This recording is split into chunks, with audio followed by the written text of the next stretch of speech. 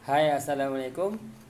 Saya Shah Nur Hidayat bin Ramli, Takaful Advisor dari Prudential.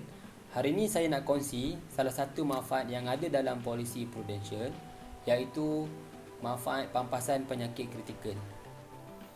Pampasan ni penting sebab kalau kita lihat daripada laporan Kementerian Kesihatan, 3 penyakit utama yang membunuh rakyat Malaysia adalah penyakit jantung, sakit kanser, sakit strok. Jadi atas faktor ni, Prudential buat satu manfaat yang melindungi pampasan penyakit kritikal. Okey, dia bagi pampasan jika berlaku penyakit kritikal. Bukan saja 3 penyakit, tetapi 43 jenis penyakit kritikal. Okey, bila kita sebut tentang insurans dan takaful, ramai memfokuskan kepada medical card saja. Okey, semua orang sedia maklum yang medical card adalah satu pelan yang hanya cover untuk rawatan dalam hospital.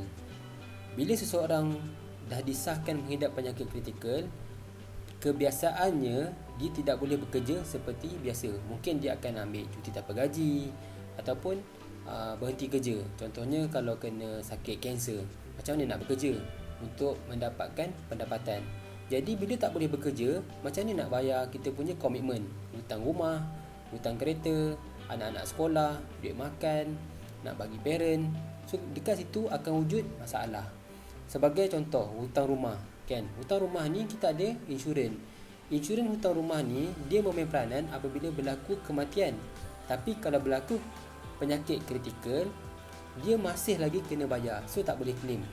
Masih lagi kita perlu bayar. Jadi kalau kita dah tak bekerja ataupun kita ambil cuti tanpa gaji, macam mana kita nak bayar hutang-hutang kita ni semua? Di sini pentingnya pampasan penyakit kritikal. Itu satu. Lagi satu, kenapa pampasan penyakit kritikal ni penting adalah kerana apabila salah seorang tu menghidap penyakit kritikal, dia tidak memfokuskan kepada rawatan di hospital saja. Dia pun biasanya orang akan pergi di rawatan alternatif lah. Contohnya macam rawatan Islam, rawatan-rawatan tradisional, nak try berbagai-bagai ubat lah. Macam saya punya customer tu, bila dia dah kena kanser, ramailah orang datang rumah dia, jual ubat tu lah, jual ubat ni lah, untuk pulihkan dia punya penyakit. Biasanya orang yang mengidap penyakit kritikal ni, duit tu dia dah tak ada makna lagi dah. Apa yang lebih bermakna adalah kesihatan dia. Jadi jika kita tidak menyediakan pampasan penyakit kritikal yang cukup, bagaimana kita nak survive? Macam mana kita nak meneruskan kehidupan?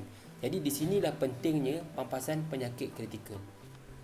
Okey, mengikut pendapat pakar keuangan, jumlah pampasan penyakit kritikal yang kita perlu ada adalah 5 kali ganda income tahunan. Sebagai contoh, katakanlah income tahunan kita RM50,000.